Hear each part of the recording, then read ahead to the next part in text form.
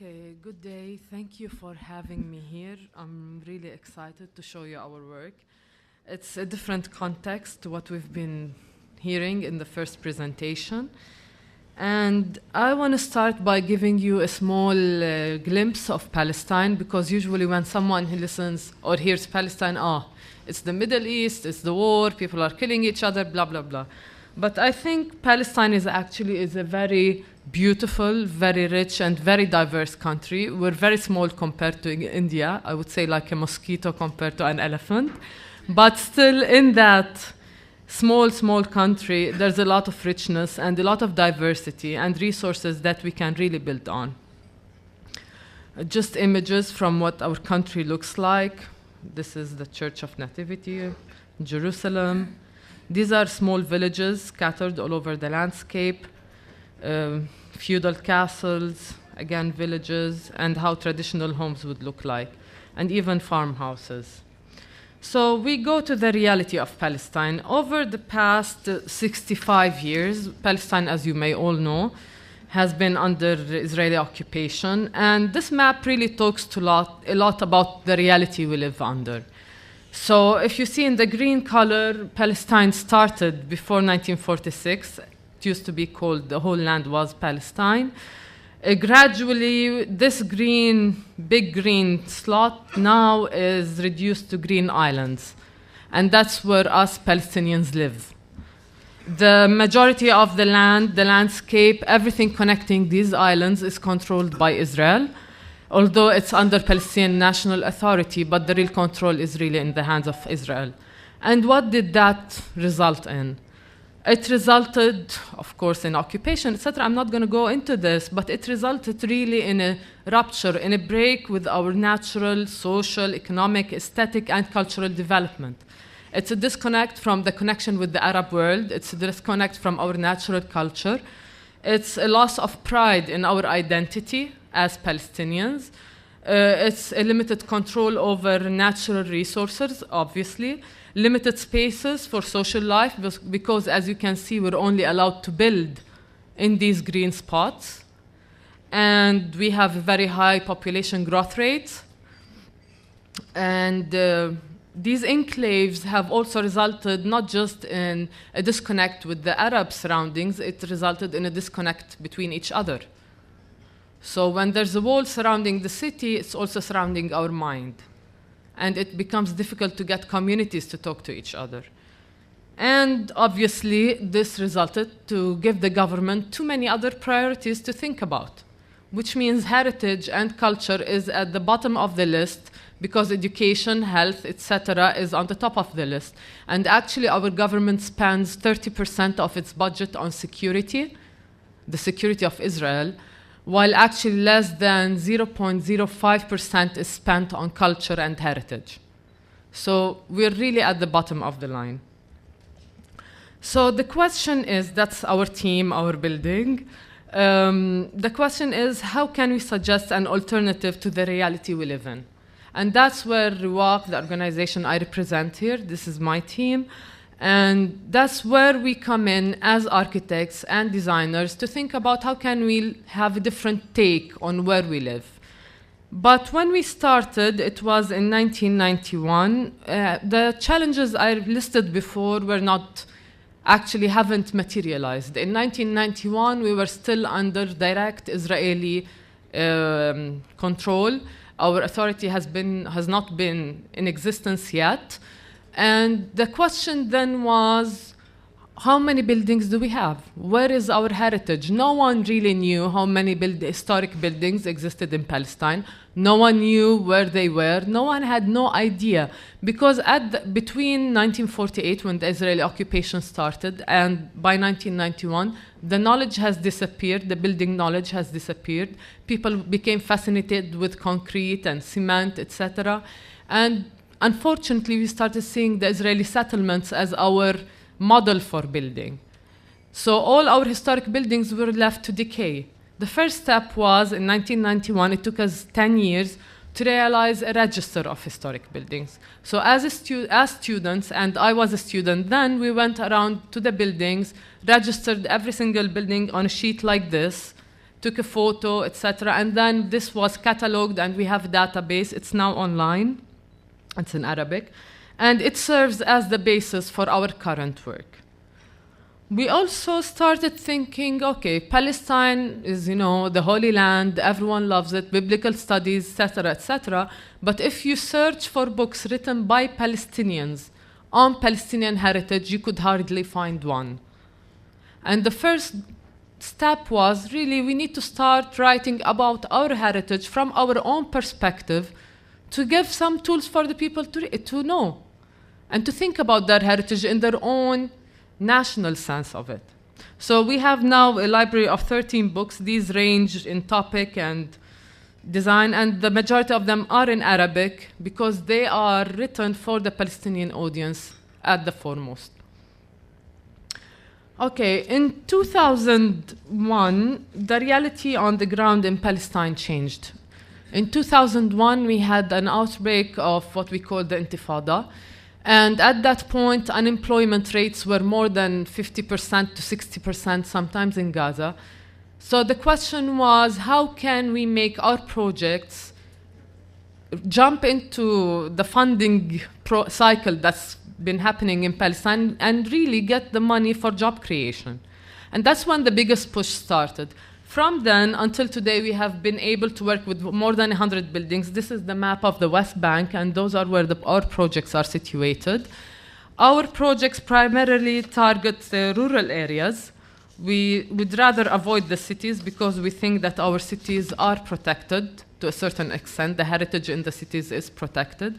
And we would like to suggest a different model in villages where people have severely neglected their heritage, thus because of the neglection of their national identity, actually, at the core of it. So in our projects, I'm going to just show a few. All of our projects are based on local knowledge, local materials. These buildings that have been abandoned are now being used as community centers. We do not select the projects select us. The first 8 projects we did, we had money to do 8 buildings. We went around to the people we knew, we knocked on their doors, said, okay, we know you have this building, we know you're open-minded, we would like to renovate it for your community. And they said, okay, they didn't trust what we would say. The result that after the 8th project was done, now we have 40 applications a year from 40 community centers that come and say, okay, we're a community center, we're a kindergarten, we're a women association, we're a youth association in that village. We need a space to function in. And we have this abandoned building whose owners are willing to lease to us. Can you help us?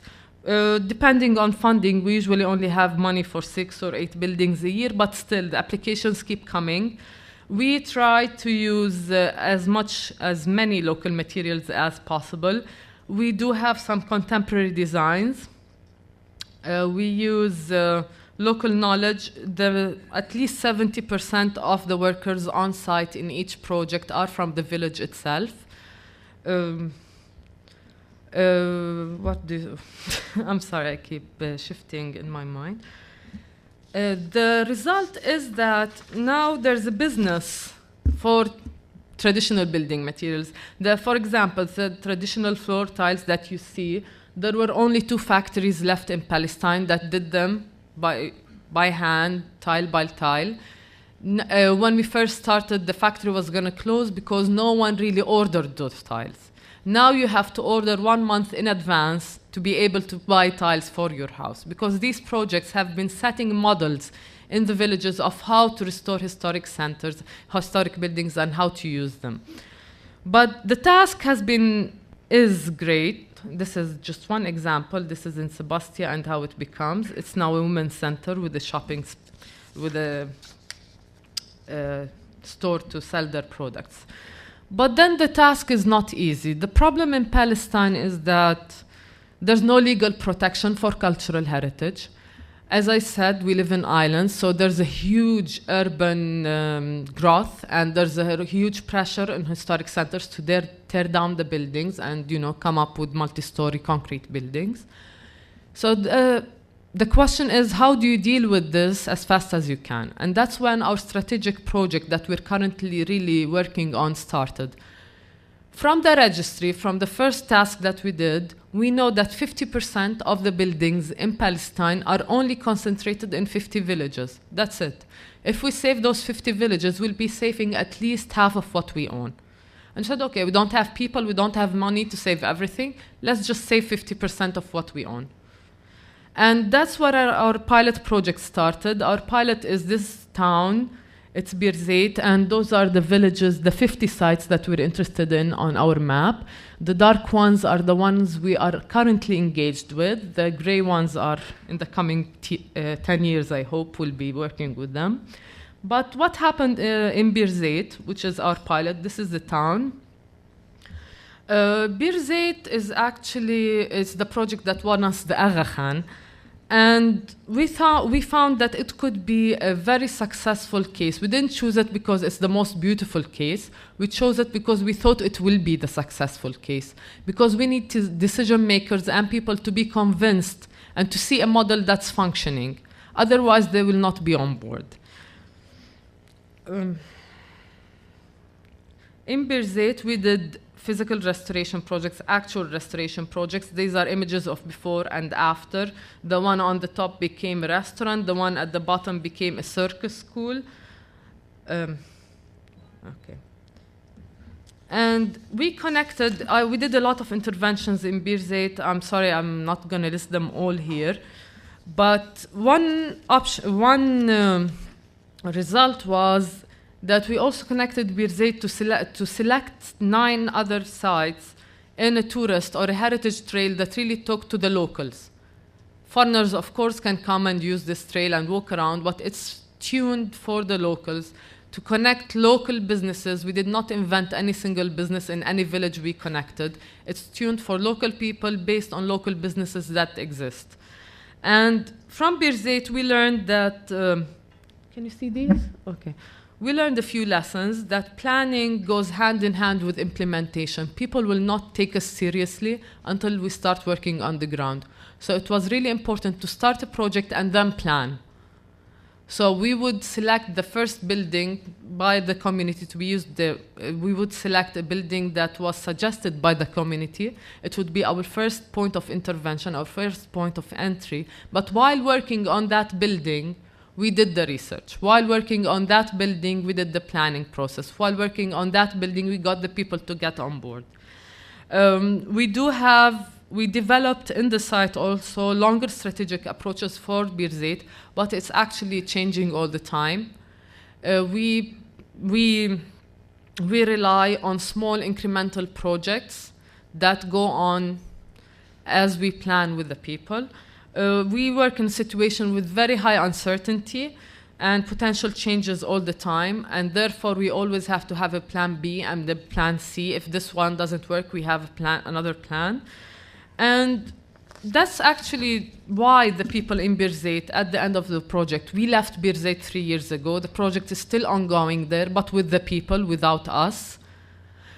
Because we haven't finished, we allowed for time and quality to be the master on the ground. People worked with us for 5 years, and after 5 years, they had the tools to continue behind us.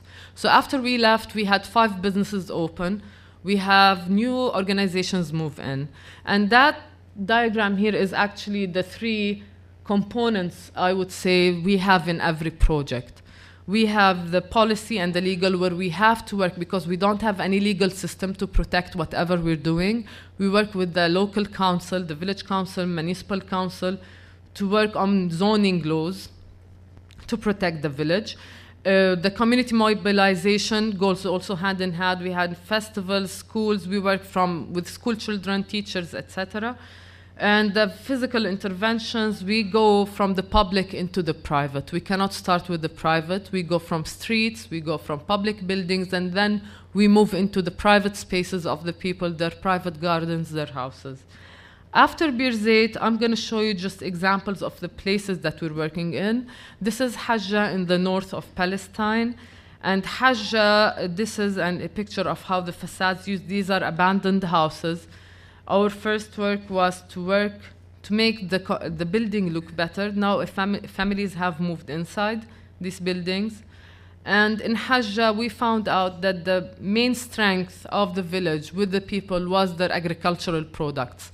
Every village has its own strength. So in Hajjah, we started with an agricultural festival, and we did it for 2 years. We organized it with them for 2 years. This year, I actually got an invitation to the 3rd edition, which they did on their own. Now the town is promoting its agricultural produce to the region without us being part of it. This is Abwain at almost near Bir Zayt at the center. Abwain also was an abandoned historic center, and this whole area was totally not used. Now it's becoming a women's center, a children's center, and a few gardens for the town. Abwain's strength actually was its people, the families that live there.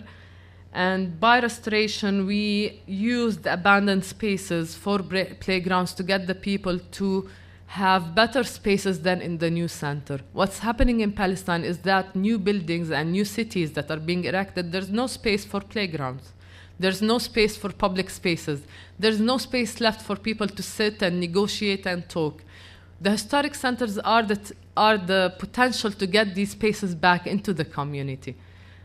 They have been abandoned, no one wants them, but they have been built around that community spirit that people had forgotten about. And by restoring that space, we give people an alternative, a potential to rebuild these relationships once again. They don't have to be the same relationships that existed 50 years ago, but at least they have a space to negotiate new relationships between each other. Fida, we have just 2 to 3 minutes left. I'm done. Just 2 pictures. This is Jama'in. And again, I'm just going to show pictures of how abandoned historic building can become a community center where people can meet and have their activities. And this is just an example of how you can attract new activities to take place in the villages. This is a strategic partner of ours, the Palestine Writing Workshops. We restored the place for them in Bir Zayt. That was 6 years ago. Now the Palestine Writing Workshop travels with us. To every village we go, they start workshops of illustration and story writing with children in the historic buildings we renovate. So along the way, we developed partnerships. We cannot create cultural activities. We think of ourselves as catalysts, as people just starting the spark, and then people continue. The Palestine Writing Workshop just started their own series without us last week in a new village. This is Jamain. The final, I hope, okay, 2. This is Beit Iksa. And in this village, then the approach we're taking on is to get people involved in more environmental activities. These are just pictures before and after. And this is a workshop in town to start a green roof in the historic buildings. This is just testing different materials, different options, and we're going to restore the building next to them for the women to take care of the green roof and continue. This is cleaning the town together. And finally, in the south, Dahriya, we found an abandoned market. This is a very important town for trading sheep and goats. And we are restoring the old market with them. And I conclude actually with this one very quickly. This whole facade, we didn't put it. We did the building 6 years ago, or actually it was 2003. That makes it 10 years ago, the building behind. We did not put this facade. At one point, the community thought that they wanted this, so they put it. And the architect the Riwaq architect there, he came shouting at the office one day, "Listen, they're destroying our building. They're putting a wall. They're doing this." I was like, "Relax. It's not your building. It's not your ownership. It's theirs. They can do whatever they want." And I think it's the most beautiful addition they could do. And it makes it more comfortable for them. And I think that's it. Thank you for your attention.